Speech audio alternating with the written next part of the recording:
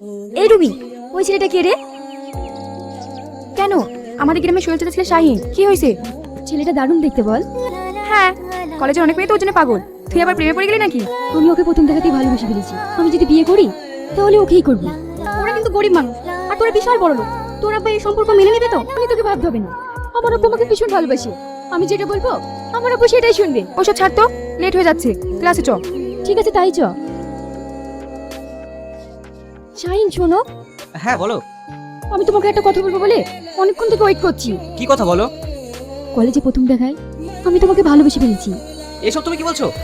হ্যাঁ আমি ঠিকই বলছি, সত্যি আমি তোমাকে অনেক ভালোবেসে ফেলেছি। না না, এটা হয় না। আমি তোমাকে কোনোদিনই ভালোবাসতে পারবো না, কারণ আমি পড়াশোনা করে আমার আব্বা মায়ের স্বপ্ন পূরণ করতে চাই। কিন্তু শাহিন, আমি তোমাকে ভীষণ ভালোবেসে ফেলেছি। আমি তোমাকে ছেড়ে বাঁচবো না। আমি তো বললাম তোমাকে ভালোবাসতে পারবো না। যাচ্ছ যাও, কিন্তু একটা কথা শুনে রেখো, আমি যদি জীবনে কাউকে বিয়ে করি তাহলে তোমাকেই করবো। তোমার যা ইচ্ছা তাই করো। কই গো, এক গ্লাস পানি দাও। কিরে, এখনো কলেজে আসছিস যে? 10:30 বাজে চললো, কখন যাবি? আব্বা, কলেজে তেমন ক্লাস নেই, বাৎসরিক অনুষ্ঠান হবে তো, তাই একটু দেরিতে যাচ্ছি। দেখ বাপ, তোকে ভালো করে পড়াশোনা করতে হবে, মানুষের মতো মানুষ হতে হবে। তোকে ঘিরে আমাদের অনেক স্বপ্ন।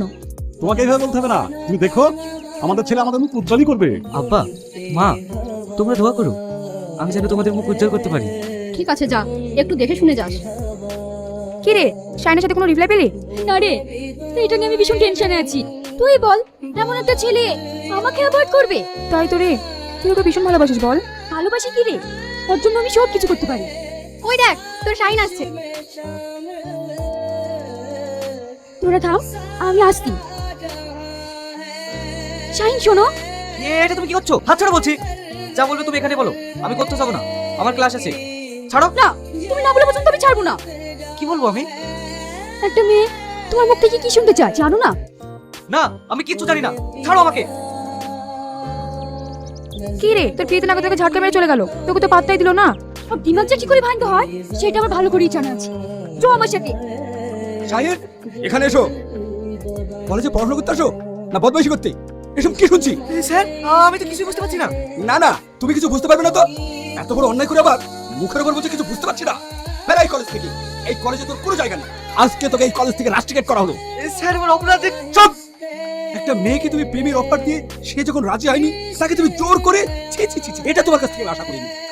দূর হয়ে যাও আমার চোখের সামনে। স্যার, আপনার কথা ভুল হচ্ছে। হ্যাঁ, ভুল তো আমার হয়েছেই। যেদিন তোমার বাবা টাকার অভাবে তোমাকে ভর্তি করতে পারছিল না, সেই দিন আমার টাকা দিয়ে এই কলেজে তোমাকে ভর্তি করা হয়েছে। সেটাই আমার সবথেকে বড় ভুল। যাও, এই মুহূর্তে আমার চোখের সামনে থেকে তুমি বেরিয়ে যাও। দিলি তো এভাবে একটা নিরহ ছেলে জীবন নষ্ট করে। হ্যাঁ দিলাম, কিন্তু বিশ্বাস কর এইটা আমি চাইনি। আমি চেয়েছিলাম আরো কাছে পেতে, কিন্তু হয়ে গেল তার বিপরীত। আমি অন্যায় করেছি, ভীষণ অন্যায় করেছি। এই অন্যায়ের কোনো ক্ষমা নেই। একটা কথা ভেবে রাখিস, যেভাবেই হোক ওকে আমার করবই। সেটা কিভাবে? সময় হলে সব বুঝতে পারবি।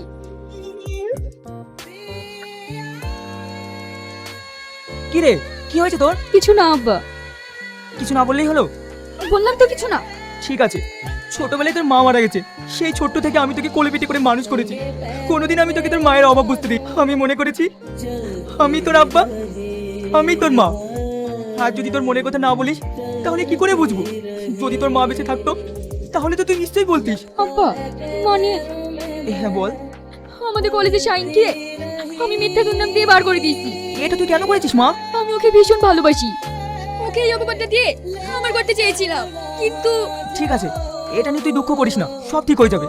হ্যালো প্রিন্সিপাল, আমি শ্রাবণীর ড্যাডি বলছি। স্যার, আপনি ওটা আমার বাড়িতে আসুন আসুন। মা, আব্বা, দেখো কে এসেছে, আমার কলেজে স্যার। বসেন। না না, ঠিক আছে। আমি একটা বিশেষ কথা বলার জন্য এসেছি। শাহিন, তুমি একটা ভালো স্টুডেন্ট, আর ভ্যান নিয়ে একটা লেবারের কাজ করতে যাচ্ছ। জানেন স্যার, শাহিনকে নিয়ে আমাদের বড় স্বপ্ন ছিল, সেই স্বপ্নটা ভেঙে চুরমার হয়ে গেছে। জানেন স্যার, গরিবদের স্বপ্ন দেখতে নেই। ও যখন ভ্যান নিয়ে বাইরে যায় তখন আমার এই বুকের পাঁজরটা ভেঙে চুরমার হয়ে যায় স্যার। আমার বুকের পাঁজর ভেঙে চুরমার হয়ে যায়। এটা আমরা চাই না, কিন্তু আমরা যে গরিব, শাহিনকে যে অন্য কলেজে অ্যাডমিশন করাবো তার অর্থ আমাদের নেই। তাই চোখে দেখা ছাড়া আমাদের আর কিছুই করার নেই। আপনারা কান্না করবেন না। ও আর কোনোদিনই লেবারের কাজ করবে না। তাহলে কি করবে?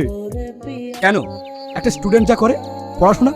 স্যার হ্যাঁ, আজ থেকে তুমি পড়াশোনা করবে। এখানকার সব থেকে বড় কলেজে তোমাকে অ্যাডমিশন করানো হবে। চলো আমার সঙ্গে এক্ষুনি চলো। হ্যাঁ মানে তোমাকে কিচ্ছু বলতে হবে না, বাবা মার স্বপ্ন পূরণ করে দেখাও। তোমার কাছে ওদের অনেক আশা। আপনার এই ঋণ।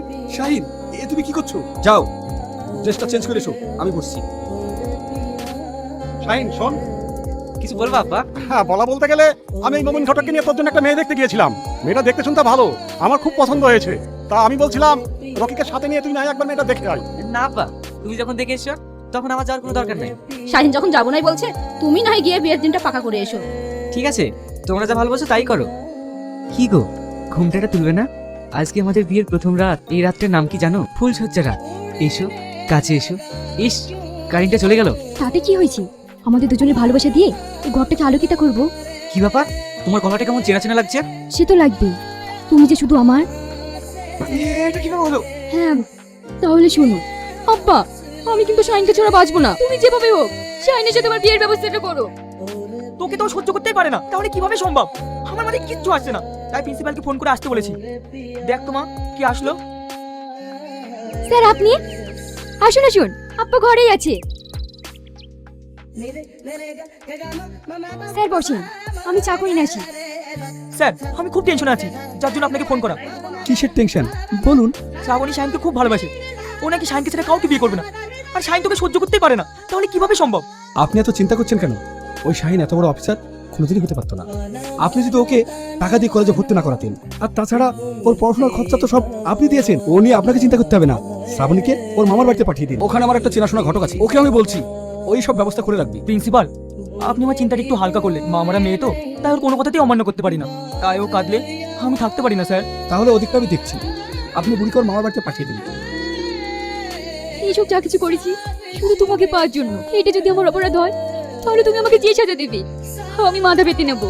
হ্যাঁ, তুমি যে অন্যায় করেছো তার সাজা যে তোমাকে পেতেই হবে। এসো, তুমি শুধু